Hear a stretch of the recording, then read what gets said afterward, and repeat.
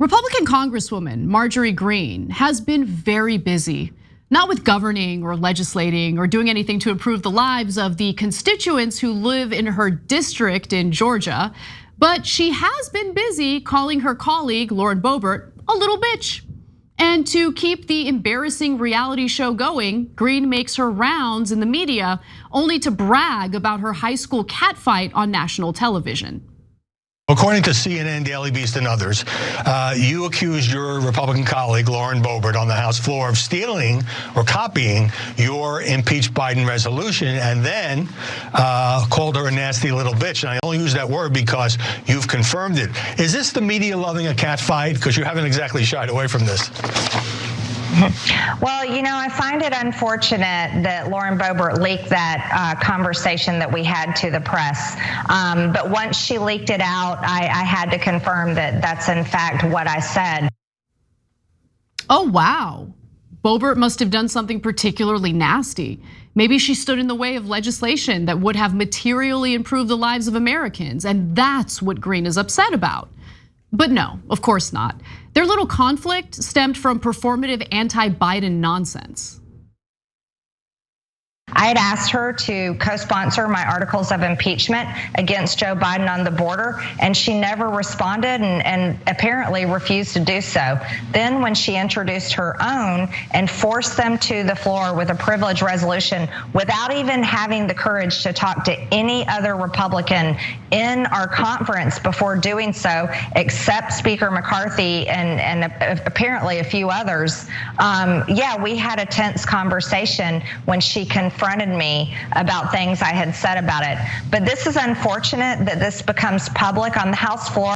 Look, I don't really care about the juvenile crap that these women are engaging in, especially when Americans are faced with so many devastating challenges.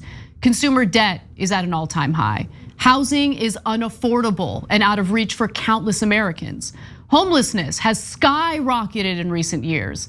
Our hellish healthcare system is in desperate need of reform. And when it comes to these very real issues, Greene, much like her GOP colleagues, has ensured that she stands in the way of any positive change. Now, even the White House is calling her out on it.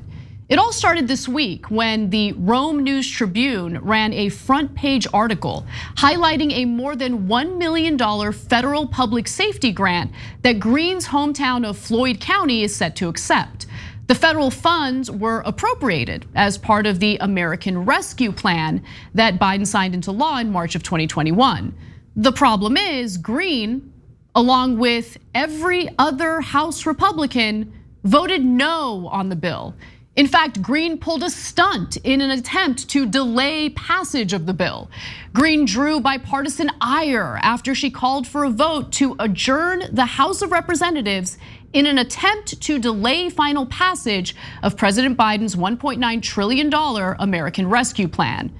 Considering Greene voted, against the bill, the White House wasn't so amused when she was getting credit for the passage in her local paper. According to The Hill, the Biden administration took a well-deserved shot at Greene over her no vote. White House spokesperson Robin Patterson, told The Hill in a statement that, quote, President Biden is proud of the resources he's provided to stand up for the rule of law, crack down on gun crimes, and keep cops on the beat in Floyd County and across the country. Unlike Representative Marjorie Greene, who voted against this funding, as well as to defund federal law enforcement and fire thousands of Border Patrol agents, President Biden is committed to ensuring law enforcement has the resources they need to keep Northwest Georgians safe. Greene tried to throw her own jabs at the White House, arguing that Biden's alleged laxed border policies are hurting public safety in her state of Georgia. But while Republican lawmakers like Greene like to center their re-election campaigns on the need for public safety and border control, they consistently vote against it. They vote against funding it. The White House has accused House Republicans of opposing funding for law enforcement with their votes against the American Rescue Plan and of cutting funding for border security when they supported the debt limit plan the conference approved in April. And guess what? Those accusations are correct. I'm not some big supporter of President Biden. I've got deep issues with him. But remember that big debt ceiling fight between Biden and Republican House leadership? Well, thanks to Republicans pretending they're concerned about the federal debt, the debt deal caps spending on government programs to 2023 levels. That means that the Department of Homeland Security, which is tasked with border control, is actually getting a funding cut in 2024 when you adjust for inflation. But it gets worse. The bill cuts so-called non-defense discretionary, which includes domestic law enforcement, forest management, scientific research, and more for the 2024 fiscal year. It would limit all discretionary spending to 1% growth in 2025, which is effectively a budget cut because that is projected to be slower than the rate of inflation. This is what Greene wanted, so she can spare us the BS scaremongering about the southern border. What's incredible though is that even Stephen Miller, the architect of Trump's most brutal anti-immigration policies, was on board with cutting border control spending as part of the debt ceiling bill.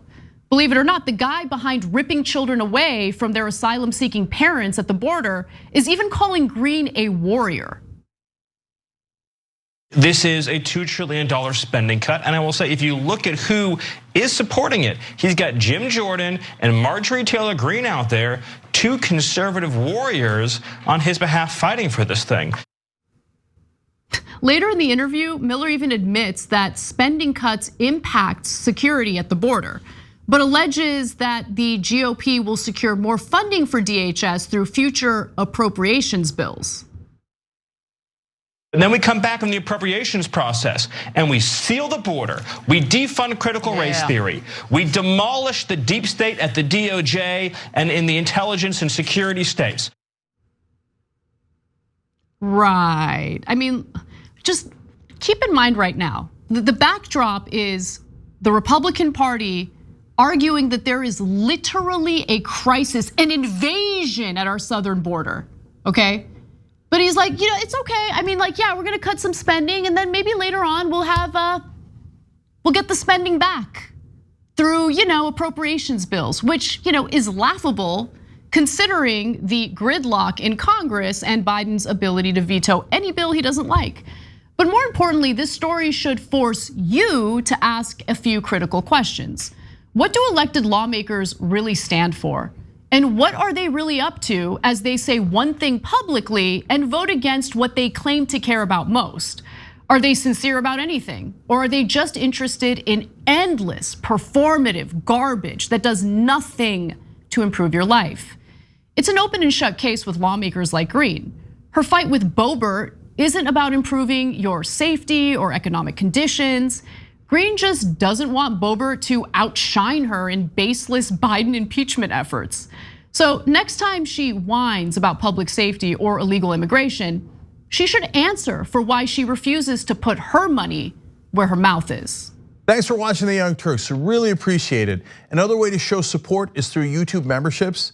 You'll get to interact with us more. There's live chat emojis, badges. You've got emojis of me, Anna, John, JR, so those are super fun. But you also get playback of our exclusive member-only shows and specials right after they air. So all of that, all you gotta do is click that join button right underneath the video. Thank you.